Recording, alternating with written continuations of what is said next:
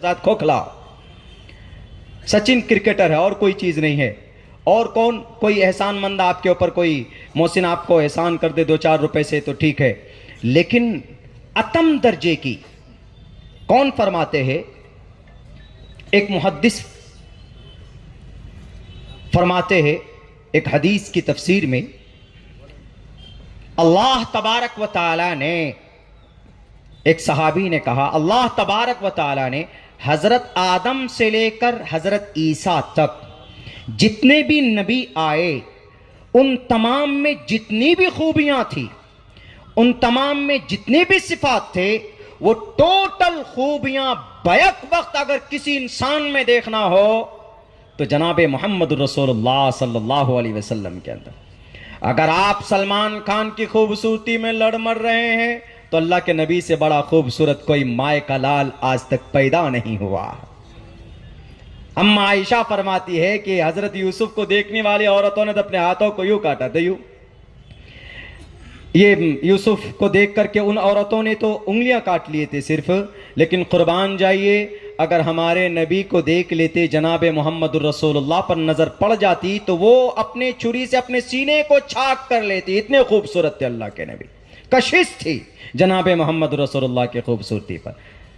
तो हमारे नबी ज्यादा खूबसूरत, तो अगर खूबसूरती ही वजह है मोहब्बत की, ये लोग तो बुढ़े हो गए, डुप्लीकेट डोले शोले बनाकर आपको बेवकूफ बनाते। तो असली हीरो कौन? मोहम्मद। असली बाजुओं में ताकत वाले कौन? मोहम्मद। हुनरमंद में कौन? मोहम्मद। कौन सा हुनर देखना चाहते हो अल्लाह के नबी के?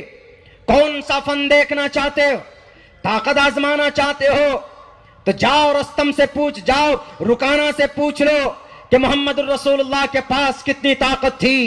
खूबसूरती देखनी है, नई हदीस में पूछना चाहते हो तो पूछो वैद व्यास जी से, कहा नबी के बारे में, विचरन सुना चुना है ने प्रतिम गति तपलिंग बुछतो विचरन सुना। इतनी खूबसूरती कि सूरज की रोशनी, चांद की रोशनी भी मांद पड़ जाए। अल्लाह के नबी अलैहिस्सलाम की बीवी सैयदा आयशा ने कहा कि अल्लाह के नबी इतने रोशन थे, इतने रोशन, अपने हुजरे में हम आपकी चेहरे की रोशनी से, हम आपकी चेहरे की चमक से अगर कोई चीज गुम हो जाती थी उसको आसानी से हम खोज पा सकते थे, मिल जाती थी। इतने खूबसूरत थे हमारे नबी अलैहिस्सलाम। तो हमारे उलमा ने यह भी करके दिखाया। यही सच्चे उलमा, यही उलमा एक लाने वाले, एक मुकद्दस जमात, शरीयत को हम तक पहुंचाने के लिए एक मुकद्दस जमात। अल्लाह के नबी नहीं है, साहबा नहीं है, लेकिन ये बातें हम तक कैसे पहुंचेगी? हमारे उलमा किराम के जरिए से पहुंचेगी। इसीलिए शायद श्रीमद् भगवत गीता में कृष्ण जी को पता था, इसीलिए कृष्ण जी ने कहा कि उदारा सर्व एवैते ज्ञानी तात्मे वमय मतम आस्थिता संयुक्तात्मा मामेवा मुत्तमाम गतिम, कि जो इल्म वाले हैं, सही इल्म वाले, डुप्लीकेट नहीं, सही इल्म वाले, खौफ इलाही जिनमें हो, मेरी बातों पर नोट कीजिएगा, गौर कीजिएगा, जो सही इल्म वाले हैं। और जाहिर सी बात है कि इसीलिए अल्लाह ने कुरान करीम के अंदर क्या, फस्अलो अहल जिक्री, यहां जिक्र से मुराद उलमा है। और अल्लाह ने उलमा क्यों नहीं कहा, जिक्र क्यों कहा? क्योंकि इसमें तफसीर जो की गई है, जिक्र इसलिए कहा है क्योंकि उलमा अल्लाह के जिक्र से मामूर होते हैं। हमेशा वो अल्लाह का जिक्र करते हैं, कभी नमाज पढ़ाने की शक्ल में, कभी कुरान करीम की तालीम की शक्ल में, कभी जलसे के मंच पर खड़े होकर, कभी बैठकर मसला लोगों को बताने में, गोया कि ये जिक्र है। इसीलिए अल्लाह तबारक व तआला ने कहा फस्अलो अहल जिक्री इन कुंतुम ला तालमून, अगर तुम कुछ नहीं जानते हो तो इन उलमाए किराम से पूछ लेना। मेरे भाइयों, अगर उलमा ना हो तो सही मसाइल हम तक नहीं पहुंच पाएंगे। आज अगर किसी मसले में कोई गलती हो जाती है तो उसकी तस्हीह हमारे उलमा करते हैं। यही यूनिफॉर्म सिविल कोड का मसला मैटर उठा तो यूनिफॉर्म सिविल कोड के मसले में जी ये बेलगाम के घोड़े, ये मीडिया वाले, ये बरसाती मेंढक के टट्टर करने वाले, कि नहीं, ये जो मौलानाओं का अपनी तरफ से मसाइल पेश कर देते हैं, उलमा का हक सल्ब कर लिया गया है, 4-4 शादियों की बात करते हैं और फिर जनाब ये 15 साल की उम्र में शादी करा देते हैं, और भी बहुत सारी बातें ऐसी है कि ये जबरदस्ती हलाले की बात करते हैं, खुला की बात करते हैं। इन मौलानाओं को जहां जहां पर अपना फायदा नजर आता है वो सही मसला नहीं छुपाकर वो अपने मन की बातें लोगों के सामने पेश करते हैं। ए बेजमीर मीडिया वालों, मेरी बातों को रिकॉर्ड कर लेना। अल्लाह तबारक व तआला का कुरान, अल्लाह तबारक व तआला की शरीयत दुनिया के अंदर टोटल मुफ्तियाने किराम क्या, टोटल नबी बैठकर और टोटल सहाबाए किराम बैठकर भी अगर ये मशवरा करते कि हम कुरान के इस ऑर्डर को बदलना चाहते हैं तो नबी को भी इजाजत नहीं थी कुरान करीम के मसाइल को और उसके अहकामात को बदलने के लिए। साफ लफ्जों में रब कहता है, साफ लफ्जों में खुदा कहता है, तुम्हारा डुप्लीकेट खुदा नहीं, वो खुदा जो हमेशा से है वो खुदा कहता है ला तब्दील लिकलिमातिल्लाह। अरबी है, नहीं समझ में आता है, उठाओ संस्कृत में कहा गया अदबधानी वरुण सबरतानी। इस जमीन पर अल्लाह का कलाम कोई नहीं बदल सकता क्योंकि कलाम अल्लाह का है। ये तुम्हारा संसद नहीं है, ये तुम्हारा पार्लियामेंट नहीं है, ये 390 का आर्टिकल नहीं है डॉक्टर भीमराव अंबेडकर का, ये 2 साल 11 महीना में लिखा जाने वाला कानून की किताब नहीं है।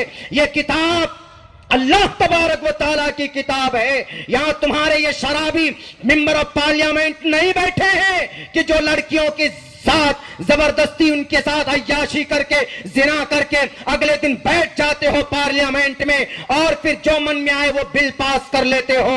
ये कानून की किताब, ये अल्लाह की किताब है। इस अल्लाह तबारक व तआला ने अपने हाथ से लिखा कानून बदला जा सकता है, संविधान में तब्दीली की जा सकती है, लेकिन अल्लाह के कुरान में तब्दीली नहीं की जा सकती। क्यों? ये किसी इंसान की लिखी हुई किताब नहीं है, यह अल्लाह तबारक व तआला की तरफ से भेजी हुई किताब है। कोई माए का लाल इस कुरान को, इस किताब को नहीं बदल सकता। वो अलग बात है कि समझ में ना आए तो हमारे उलमा ही मैदान में आते हैं। मिसाल के तौर पर एक उदाहरण दे देता हूं। उदाहरण यह है कि आरोप लगता है क्या कि मुसलमानों के पास जो शरीयत है इसमें जो औरत के साथ वो नाइंसाफी की गई है।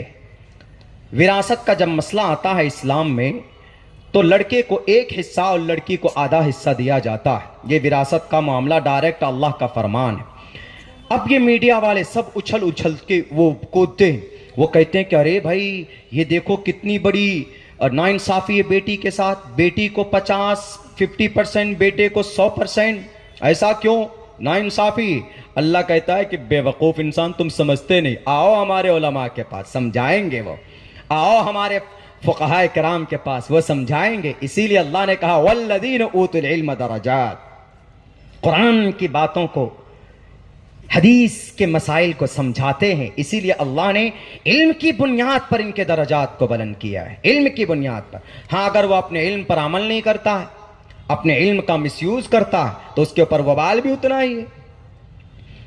जो आदमी जिनके पास ज्यादा दौलत हो कल क़यामत में सबसे ज्यादा वही अटकेगा।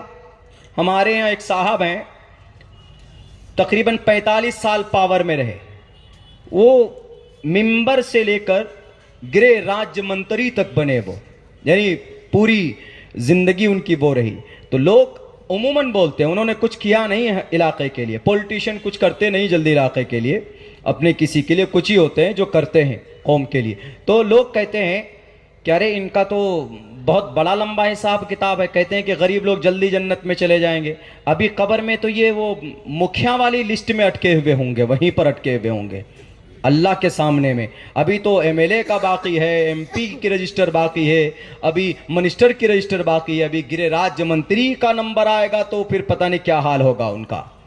जिसके पास जितनी बड़ी जिम्मेदारी आती है, जितना बड़ा ओहदा होता उनकी उतनी बड़ी जिम्मेदारी भी होती है। बात बिल्कुल जहन के अंदर रखिएगा। तो मेरे भाइयों, तो फिर अल्लाह तबारक व तआला के इस फैसले को ये मीडिया वाले चैलेंज करते हैं। ये देखिए कुरान में क्या लिखा है आपका अल्लाह तो नाइंसाफी कर रहा है, अलायाज़ु बिल्लाह वमा रब्बुका बिज़ल्लामिल लिल अबीद, अल्लाह किसी पर जुल्म नहीं करता। वो समझने की बात है। समझाएं कैसे उसको? हमारे उलमा ही बताते हैं। आओ बैठो, तुमको समझाते मीडिया वाले। देखो, औरत को 50 आधा हिस्सा क्यों, लड़के को पूरा हिस्सा क्यों? कहा टोटल खर्च, पूरी जिम्मेदारी, नान नफका की भी जिम्मेदारी किसके ऊपर? लड़के के ऊपर होती। उसकी शादी हो जाती तो नान नफका की जिम्मेदारी उस पर, उसका बच्चा पैदा हुआ उसकी परवरिश की भी जिम्मेदारी उसी के ऊपर, उसके माँ बाप बूढ़े हो गए तो उसका भी खर्च उसी के जिम्मे। कोई भी कोई हादसा आ जाए, कोई जिंदगी में परेशानी आ जाए तो कौन परेशान होता है इधर उधर भाग कर? कहा कि लड़का, बेचारा मर्द होता है। और मोहतरमा औरत क्या करती? लड़की जो होती है वो जब तक कुमारी है अपने बाप के घर पे, और जब शादी हो जाए तो अपने शौहर के जिम्मे। उसके ऊपर कोई खर्च ही नहीं, कोई बोझ नहीं है। इसीलिए अल्लाह ने कहा कि भाई इसके ऊपर कोई खर्च ही नहीं है, कोई जिम्मेदारी है ही नहीं खर्च के ताल्लुक से। इसीलिए इसको 100% देकर क्या फायदा? जो बेचारा जिसके ऊपर जिम्मेदारी है उसको दो ज्यादा।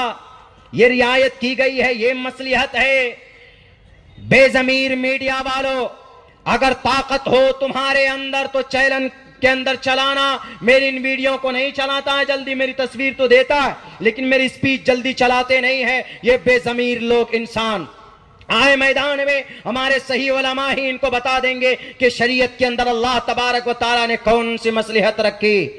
तो नहीं समझते, खामखा की बातें करते। एक इसी तरह का सवाल, अभी ये मैं आपके यहाँ आने से पहले आसाम में था, एक आदमी बाज़ाब्ता अच्छा पढ़ा लिखा आया, आकर बोला मौलाना मर्द के लिए 70 हूर है मरने के बाद जन्नत में, औरत के लिए क्यों नहीं है? औरत के लिए क्या है? हमने कहा कि ये वाकईतन बज़ाहिर ऐसा लग रहा है कि औरत के साथ नाइंसाफी। मर्द जन्नती है तो 70-72 हूर, कहीं 70 है कहीं 72 है, 70 और 72 हूर, और बेचारी औरत अगर जन्नती है तो उसको। तो हमने उनको ये कहा, हमने कहा कि अच्छा ये बताइए तो क्या होना चाहिए? बाज़ाब्ता पर्ची में दिया लिख करके क्या होना चाहिए। बोला मर्द के लिए अगर 72 हूर है, यानी मर्द औरत चाह रहा है, हूर चाह रहा है, उसको अल्लाह दे रहे हैं, तो औरत क्या चाहेगी? तो और हम तो बोला कि औरत को मर्द चाहिए। हमने कहा कि 72 मर्द और क्या मिलना चाहिए बोलिए? तो बोलता है कि हाँ ऐसा ही कुरान में आ जाना चाहिए। हमने कहा कि ये कोई औरत, एक मर्द के अंदर अल्लाह ने इतनी शक्ति और ताकत दी है कि वो 4 औरत को कई औरतों से संबंध बना सकता है। लेकिन इस्लाम में जायज़ तरीके पर अगर एक मर्द चाहे तो 4 औरत को बीवी बनाकर 1 घंटा, 1 रात, 2 रात, जो भी है उनके अंदर शक्ति, वो उनके साथ ख्वाहिश पूरी कर सकता है। मर्द के अंदर है, मर्द जिंदा रहेगा। ऐसे बादशाह भी गुजरे हैं कई सारे जो 300-300, 600-600 बीवियां रखते थे। अभी एक बादशाह का मैंने वो किया था कि उनके अंदर 100 बीवियां थी। नई नई बीवियां चाहिए उसको, नई नई औरत चाहिए, बीवी नहीं। और अपने पसंद की औरत चाहता था वो। अगर किसी की नाक मोटी है, पतली करनी है तो सर्जन को रखता था कि भाई इसकी सर्जरी करो। इतना बड़ा बड़ा अय्याश इंसान गुजरा है। चलिए ठीक है, मर्द तो कर सकता है, औरत कर सकती क्या? अगर मिसाल के तौर पर अगर कोई औरत है, अगर उसको 72 मर्द दे दें तो उसी में से 30-35 का तो सर फूट जाएगा। कैसे फूटेगा? कहेगा कि नहीं मैं पहले, वो कहेगा नहीं मैं पहले, वो कहेगा नहीं मैं पहले। जंग हो जाएगी वहां। और खुदा न खास्ता 5 ने या 10 ने कब्जा भी कर लिया, वो औरत सुबह जिंदा मिलेगी? नहीं मिल सकती।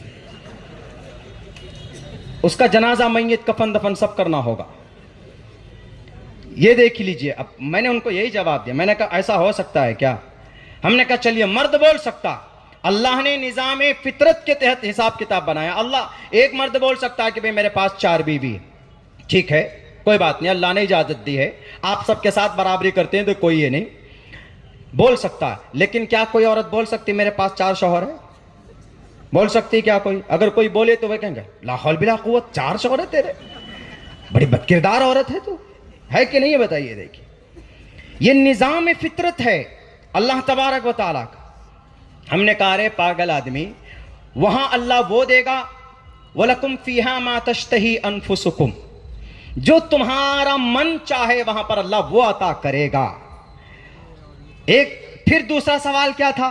दूसरा सवाल उसका यह था कि मौलाना वहां तो शराब भी अल्लाह देगा, कुरान में है, अब बड़े ऐश की जिंदगी देगा, शराब भी पियेंगे, दुनिया में मना, जन्नत में वही चीज जायज। ये सबसे पहले ये बेलगाम घोड़ी, ये आज तक वाली एक लेडी है कि हे मौलाना आपकी शरीयत में ये क्यों आप लोग कहते हैं शराब नाजायज और आपके कुरान में है कि जन्नत में शराब, जन्नतियों को शराब। हमने कहा कि भाई शराबन तहुरा है वो शराब पीकर यहां जो दुनिया में कभी इधर कभी इधर कभी इधर कभी इधर करते हो, वैसा नहीं होगा। वहां पर शराबन तहुरा, वो शराब पीने के बाद दिमाग, दिल दिमाग पाक होगा। और ये 72 की बात जो कर रहे हो ना, तो 72 हूरों का सरदार वही उसकी बीवी होगी जो एक बीवी है। और अगर उसकी ख्वाहिश होगी कि नहीं भाई हम करें शाही, किसी से शादी रिश्ता निकाह, वो जो चाहे और जो जायज हो अल्लाह उसको अता करेगा। वहां अगर कोई कहेगा कि नहीं भाई हमको यहां पर कोई गलत करना है, गलत चीजों का तस्वुर उसके दिलो दिमाग के अंदर नहीं होगा, जन्नत एक ऐसी चीज है। तो इस तरह के सवालात भी होते हैं। इस तरह के सवालों का जवाब अगर कोई दे सकता है, कोई दिफा कर सकता है, तो हमारे उलमाए किराम है। इसीलिए खुदा के वास्ते हमारे उलमाए किराम की बका मदारिस पर डिपेंड है। हमारे मदारिस बाकी होंगे, हुफ्फाज पैदा होंगे, मदारिस बाकी होंगे, उलमा मेहनत करेंगे, हमारे मदारिस बाकी होंगे तो उलमाए किराम मैदान में आएंगे। अगर उलमा होंगे तो सही मसले का हम तक पहुंचेगा कि भाई हमको क्या करना है, नहीं करना है।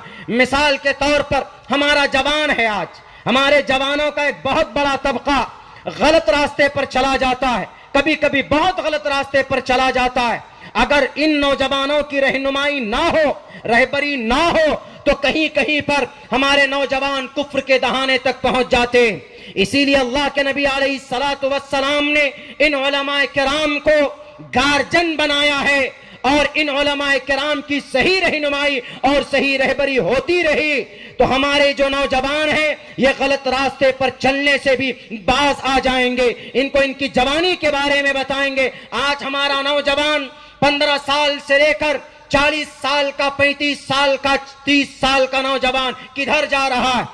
इनकी रहनुमाई रहबरी करना बहुत जरूरी। आज हमने आपकी जो हालत देखी यहां लातूर के नौजवानों की, तबीयत बहुत खुश हुआ, लेकिन एक आपके अमल से मैं थोड़ा नाराज हूं।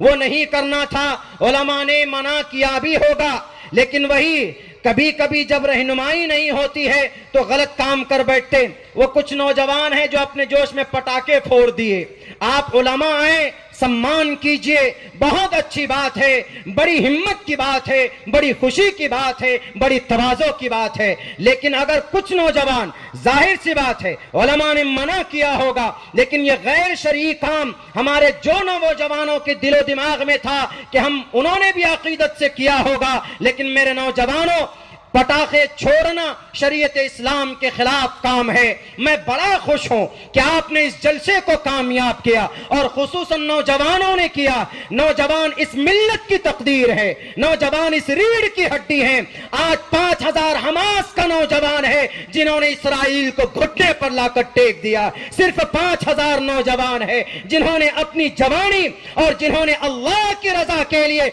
उन्होंने अंग्रेज को बता दिया कि अंग्रेज तुम्हारी गोलियों में इतनी जुर्रत नहीं है जो हमारे सीनों तक पहुंच सके। हमास में 35,000 तकरीबन जवान है शायद, लेकिन 5,000 जवानों ने सिर्फ अभी इसराइल को बता दिया है कि इसराइल तुम्हारे अंदर कितनी ताकत है। पता है वो नौजवान कौन है? वो रातों को तहज्जुद की नमाज पढ़ते हैं, 5 वक्त पाबंदी से नमाज पढ़ते हैं, पानी नहीं मिलता है तो वो तयम्मुम करने के बाद नमाज पढ़ते हैं, और सर पर पगड़ी बांधकर मैदान कारजार में होते हैं। गोया इस वक्त अगर सहाबा की जमात देखनी है तो हमास के नौजवानों को जाकर देख लिया जाए। और सहाबा इकराम ने अपनी जानों की कुर्बानी पेश की थी। हजरत हंजला ने अपनी नई बीवी को उस पहली रात में छोड़कर मैदान कारजार में चले गए थे। जब इतनी कुर्बानी होती है तब अल्लाह तबारक व तआला की तरफ से रहमत और नुसरत नाजिल होती है। नौजवानों, अल्लाह ने जवानी दी है, अल्लाह तबारक व तआला ने आपको ये जवानी की अनमोल दौलत से नवाजा है। बड़ी कीमत है अल्लाह के नजर में। अल्लाह के नबी अलैहिस्सलाम फरमाते हैं, शाबुन नशा फी इबादतिल्लाहि फहुवा फिल जन्नह, जो नौजवान अल्लाह की याद में अपनी जवानी को परवान चढ़ाता, जो नौजवान अल्लाह की याद में दिलो दिमाग में अल्लाह की याद को बसाता, जो नौजवान 5 वक्त की नमाज पाबंदी के साथ पढ़ता, जो नौजवान सुन्नत रसूलुल्लाह के मुताबिक जिंदगी गुजारता है, फहुवा फिल जन्नह, वो नौजवान जन्नत के अंदर है। अगर आप शरीयत से जुड़ते हैं, अगर आप कुरान से जुड़ते हैं, नौजवानों कुरान की तिलावत करते हैं, तो पता है अल्लाह तबारक व तआला की तरफ से कैसी रूहानियत आती है, कैसी ताकत आती है। एक उदाहरण पेश करता हूं, मैंने शायद किया था, इस उनके उदाहरण पेश करने पर कुछ लोगों ने मेरे ऊपर एक कानूनी कार्रवाई भी की थी, जो कि असंविधानिक इल्लीगल बयान नहीं था। वो बयान मैं आप लोगों के सामने पेश करना चाहता हूं। कुरान पढ़ता था, डेली एक पारे की तिलावत करता था। एक मस्जिद 1799 के अंदर उन्होंने बनाई, बहुत बड़ा शहजादा, बहुत बड़ा बादशाह उन्होंने बनाई मस्जिद, और उन्होंने ऐलान किया कि इस मस्जिद की बुनियाद वही डालेंगे जिनकी 40 साल से कभी भी तकबीर उला फौत ना हुई हो, यानी किसी की नमाज कज़ा नहीं हुई हो, यानी टाइम पर उन्होंने नमाज पढ़ी हो।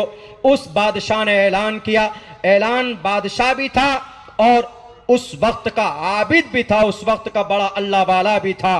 पता है उस शख्स का नाम क्या है? हमारे नौजवानों को शायद मालूम ना हो अपने हीरो का नाम। आप ही के करीब कर्नाटक के अंदर श्रीरंगापट्टनम मैसूर के अंदर एक शेर जो आज भी मदफून है, उनका नाम फतेह अली खान टीपू सुल्तान है। उस टीपू सुल्तान ने कहा, एक मस्जिद की बुनियाद डाली, जवानी है, और उन्होंने कहा कि वही आए बुनियाद डालने के लिए जिनकी 40 साल से कभी भी नमाज कज़ा ना हुई हो। मेरे जवानों देखो, कोई नहीं आए 40 साल तक जिनकी नमाज कज़ा ना हुई हो। नमाज कज़ा का मतलब यानी एक जो नमाज का वक्त होता है उस वक्त में ना पढ़कर दूसरे वक्त में पढ़ना, इसको कज़ा बोलते हैं।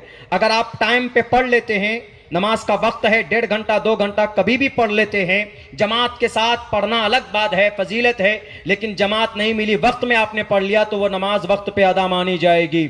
तो मेरे भाइयों, कोई नहीं आया तो टीपू सुल्तान ही आगे बढ़कर मस्जिद की बुनियाद के लिए ईंट रखी, और उन्होंने फिर सबसे कहा कि मेरी आज तक मैं इस अपनी हकीकत, अपनी इस राज को नहीं बताना चाहता था, लेकिन मजबूरी आ गई, बताना पड़ रहा है कि मेरी 40 साल से कभी भी मेरी कोई नमाज मेरी कज़ा नहीं हुई है। ये शेरे हिंदुस्तान टीपू सुल्तान। यही नहीं, जिस दिन जंग हुई, जिस दिन वो शहीद हुए, उस दिन दोनों हाथ से तलवार चला रहे थे।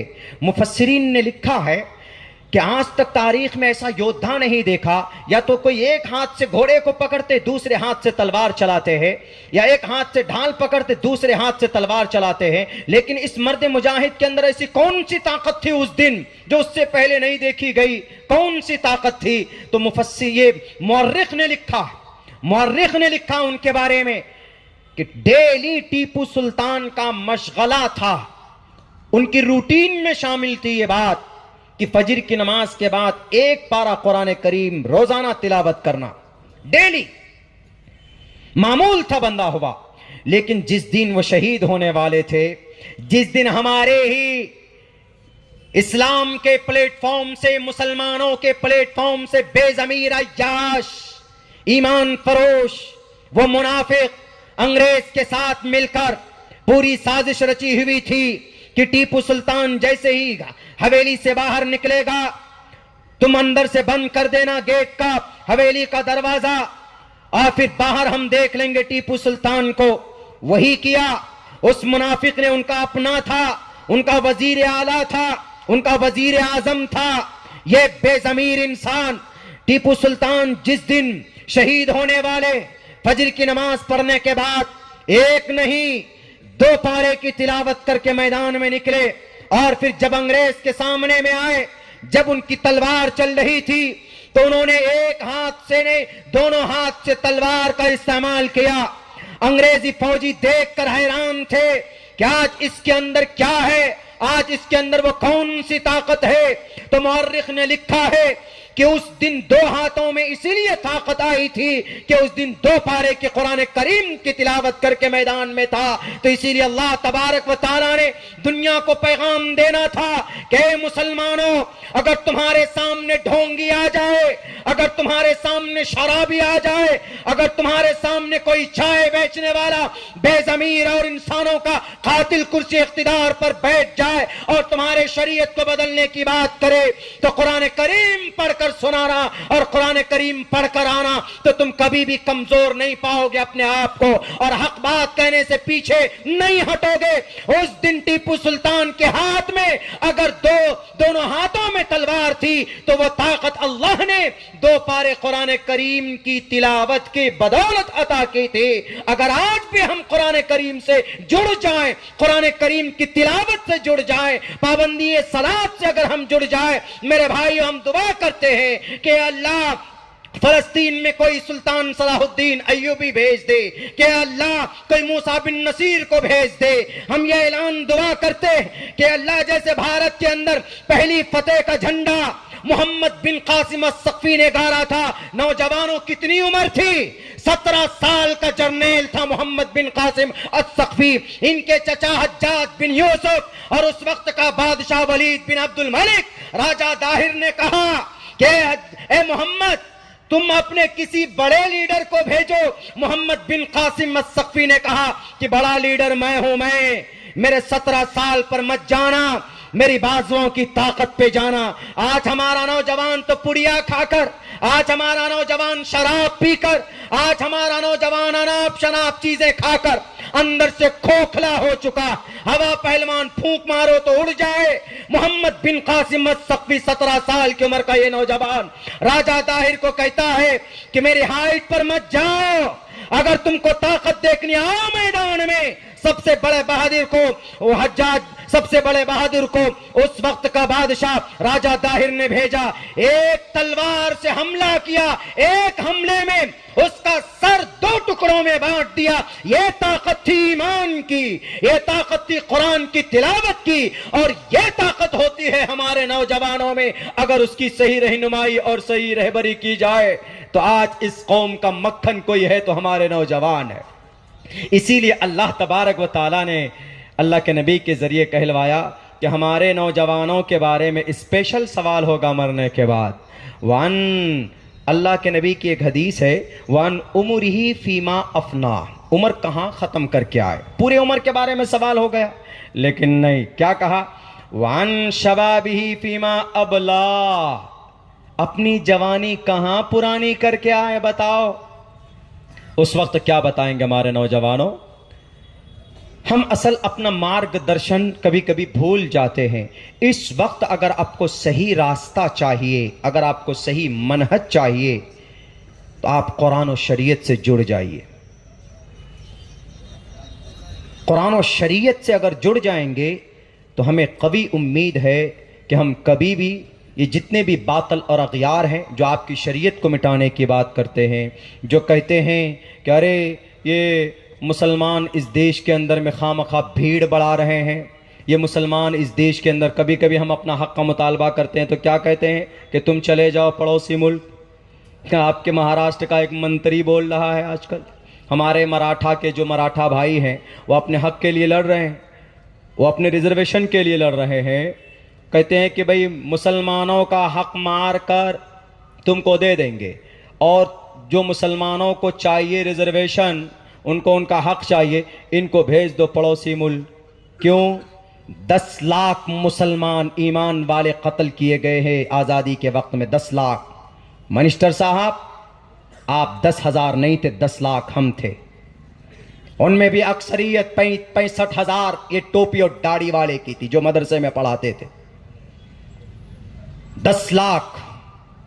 और अंग्रेज भी अगर डरता था तो कलिमा पढ़ने वालों से डरता था, आपसे नहीं डरता था। आप तो उनके सपोर्टर थे, आप तो माफीनामा लिखते थे, ओ मुझे forgive me my self and I will help you, हम आपकी मदद करेंगे, हमें माफ कर दीजिए। अगर अपने ईमान का किसी ने सौदा नहीं किया था तो वहां कलमा पढ़ने वाला था, ईमान वाले थे। 10 लाख लोगों को मारा गया कलमा पढ़ने वालों को। उनमें से 60 से 65 हजार खालिस उलमाए किराम थे, इनकी निगरानी के अंदर मारा गया।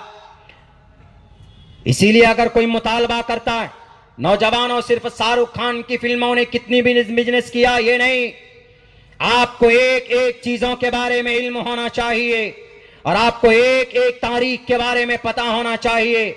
मोबाइल के अंदर गलत चीजें देखते हो, गलत चीजें पढ़ते हो, लेकिन कभी कभी इस मोबाइल को इस्तेमाल करो सही कामों के लिए। कुरान पढ़ सकते हो, सीख सकते हो, पीडीएफ पढ़ सकते हो। सोशल मीडिया के अंदर मोबाइल का सही इस्तेमाल किया जा सकता है। आप अपने भारत का संविधान पढ़िए, आप अपने भारत की तारीख पढ़िए, अपनी जवानी को बर्बाद मत कीजिए। अगर आपको कोई पूछता है, यही मिसाल के तौर पर ये झंडा है, ये झंडा क्या है, बहुत से लोगों को नहीं मालूम। ये झंडा इस्लामिक झंडा, मुसलमानों का जो धार्मिक झंडा है वो यही है, हरा नहीं है। जो हरा रंग बना दिया गया है ना, कि हरा रंग समझते हैं कि मुसलमानों का झंडा, नहीं, ये जमीयत उलमा का जो झंडा है ये इस्लामिक झंडा। अल्लाह के नबी जब मक्का से मदीना से जो मक्का गए थे, उस वक्त कोई झंडा था तो वो यही झंडा था, जमीयत उलमा का इस्लामिक झंडा ये है। मैं क्यों बोल रहा हूं, मैंने परसों मेघालय में जलसे में जा रहा था, जब मैं तो गुवाहाटी आए लेने के लिए, तो वो ये रेड कलर का ये जो झंडा है इनके गले में जो रुमाल है वही लगा करके आए। हमने कहा कि ये क्या है तौलिया, जो रुमाल रेड कलर का, लाल कलर का, वो क्या बोलता है मौलाना ये जलसे का झंडा है। हमने कहा वो जलसे का भी झंडा होने लगा। ये जमीयत का झंडा नहीं, ये इस्लाम का झंडा है, मुसलमानों का मजहबी झंडा है, ये अल्लाह के नबी का फतेह मक्का का झंडा है। हमें नहीं मालूम सलमान खान कौन सी पैंट पहनता है, बेसर दिखता, वो हमें पता। मेरे नौजवानों, आपको मालूम होना चाहिए। अगर आपसे कोई कहता है, कोई मिनिस्टर कहे कि कोई भी कहे, अगर आपसे यूं कहता है कि मुसलमानों को अगर अपना हक चाहिए, उनको पड़ोसी मुल्क जाना चाहिए, पड़ोसी मुल्क को हमने लात मार दिया है उसी दिन, हमने अपना खून बहाकर इस देश को आजाद किया। कौन थे मैदान में, तारीख मुख्तसरन गिनाना चाहता हूं। 1755 में अंग्रेज से सबसे पहले लड़ाई की गई। लड़ने वाला कौन? नवाब सिराजुद्दौला, कलिमा पढ़ने वाला। मुर्शिदाबाद बंगाल की प्लासी की जंग में दूसरी सबसे बड़ी जंग लड़ने वाला अंग्रेज के खिलाफ कौन? टीपू सुल्तान। 1799 के अंदर श्रीरंगापट्टनम मैसूर में अंग्रेज से कभी भी उन्होंने कॉम्प्रोमाइज नहीं किया। 1799 के बाद 1831 में मौलाना सैयद शाह इस्माइल और मौलाना सैयद अहमद बरेलवी रहमतुल्लाहि अलैह, ये 70 लोगों को बालाकोट की पहाड़ी पर लेकर 1831 के अंदर गए, शहीद हो गए। अंग्रेज के खिलाफ लड़ रहे थे। ये वो जमात थी, उलमा की जमात थी, कलमा पढ़ने वालों की जमात थी। हम ज्यादा हकदार हैं इस देश में रहने के लिए। तुम पैदा नहीं हुए थे जो आज तुम अलग अलग नारे लगाकर ये जतलाते हो कि ये देश हमारा है। ये देश जितना कुर्सी इख्तिदार पर बैठने वालों का है, उनसे कहीं ज्यादा ये देश हमारा है। उठाओ, तारीख गवाह है। 1857 में शामली के मैदान के अंदर कौन थे? शामली के मैदान में सर पे कफन बांधकर मौलाना कासिम नानोतवी रहमतुल्लाहि अलैह थे कि नहीं थे? शामली के मैदान में अंग्रेज के गोली मौलाना कासिम नानोतवी के कनपट्टी को पार किया था कि नहीं किया था? अंग्रेज के सर को तन से जुदा किया था मौलाना कासिम नानोतवी रहमतुल्लाहि अलैह ने। उसके बाद चले जाइए, 1904 की तारीख पढ़ो, 1912 की तारीख पढ़ो, 1918 की तारीख पढ़ो और 1919 की तारीख पढ़ो, 1931 की तारीख पढ़ो, 1947 की तारीख पढ़ो। सबसे पहले मैदान में अगर कोई नजर आ रहा था तो ये सफेद टोपी और सफेद पगड़ी और सफेद कुर्ता वाले मैदान में नजर आ रहे थे। अगर नहीं मालूम, दिल्ली की चांदनी चौक से लेकर खैबर तक का कोई दरख्त ऐसा बाकी नहीं था जहां पर हमारे उलमाए किराम की गर्दनें न लटकाई गई हो। दिल्ली की गलियों के अंदर ऐसा कोई गली खाली नहीं थी जिसमें हमारी माँ बहनों की इज्जतों को न लूटा गया हो। 10,000 कलमा पढ़ने वालों को गाय के खाल में बांधकर उनको आग के हवाले कर दिया जाता था। अगर आपको हमारी तारीख पूछनी है तो जाइए गंगा जमुना के उन नदियों से पूछो जिसमें उलमाए किराम को काट कर बहा दिया गया था, वहां का पानी भी खून के तरह रंगीन हो गया था। यह तारीख थी जब 1947 में यह देश आजाद हुआ, तो उस वक्त आजादी की जो कुर्बानी पेश की थी वह हमारे इन टोपियों दाढ़ी बालों की कुर्बानी की वजह से हमारा यह देश आजाद हुआ है। इसीलिए इस देश की आजादी में इतनी बड़ी कुर्बानी रखी गई और भारत के संविधान में लिखा गया, इसके अंदर कोई मुसलमान नहीं, इसके अंदर कोई ब्राह्मण नहीं, इसके अंदर कोई SC ST O B. Equality before law और the equal protection of the laws within the territory of India नहीं है। मिनिस्टर साहब, आर्टिकल नंबर 14 पढ़कर देख लीजिए। आर्टिकल नंबर 15 के अंदर कहा गया है, discrimination, prohibition of discrimination on grounds of religion. धर्म के बुनियाद पर, इलाके के बुनियाद पर किसी को हक से उनसे महरूम नहीं किया जा सकता। और हमारे जो आज धार्मिक बातों की बात करते हो, शरीयत को बदलने के लिए यूनिफॉर्म सिविल कोड लाए हो, आर्टिकल नंबर 25 नहीं पढ़े हो। आर्टिकल नंबर 25 में कहा गया, freedom of conscience and free profession and practice propagation of the religion. इस मुल्क के अंदर हर किसी को अपने मजहब पर अमल करने की आजादी दी गई। आर्टिकल नंबर 25 साफ लफ्जों में कहता है, हमारे मदारिस में ताले बंद करने वाले आसाम में 1281 मदरसों को बदल दिया गया, 903 मदरसों पर बुलडोजर चला दिया गया।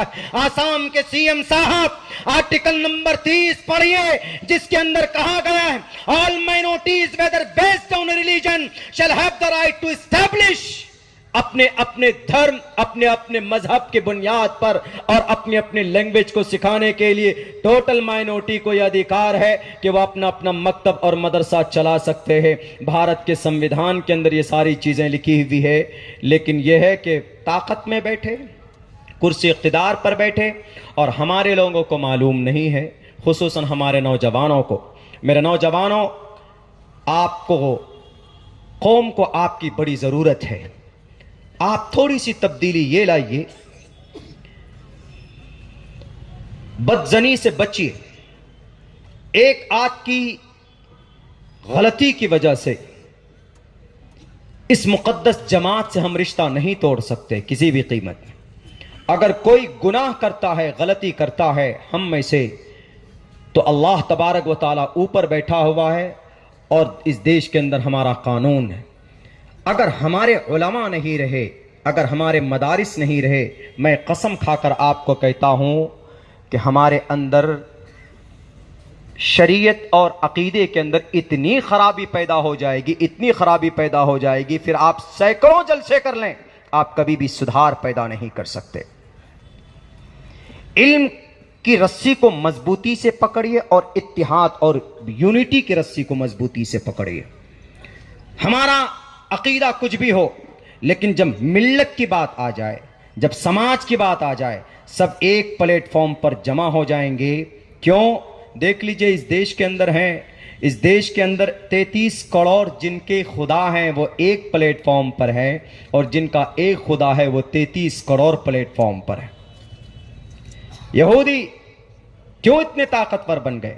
मेरे पास वक्त नहीं है, वरना यहूदियों के कामयाबी की 3 वजह मैं बताता आपको, और वो तीनों बातें कुरान से उन्होंने हासिल की है।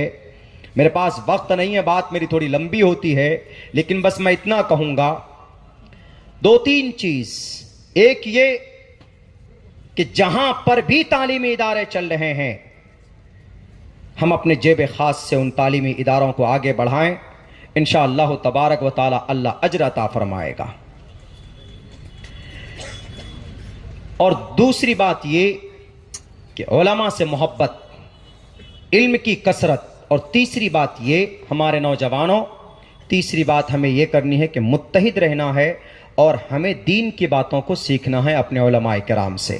इंशाअल्लाह तबारक व ताला इन बातों पर हम अमल करेंगे तो ज़रूर हमारे इस शहर के अंदर, हमारे माशरे के अंदर दीनी एतबार से हम मजबूत होते चले जाएंगे।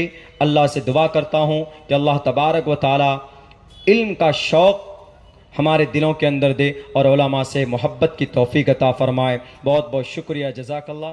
अस्सलामु अलैकुम व रहमतुल्लाह।